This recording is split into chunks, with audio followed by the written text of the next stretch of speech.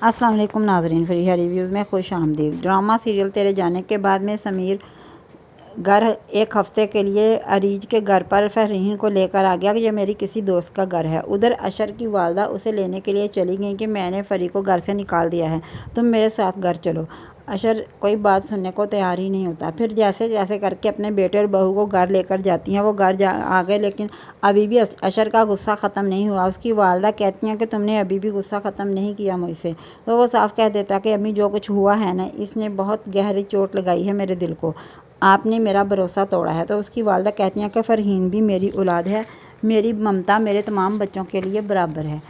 फिर कुछ दिनों के बाद फरहीन अपनी वालदा को फ़ोन करती हैं कि अम्मी, आपने मुझे घर से तो निकाल दिया, मगर ये भी नहीं सोचा कि मैं कहाँ जाऊँगी।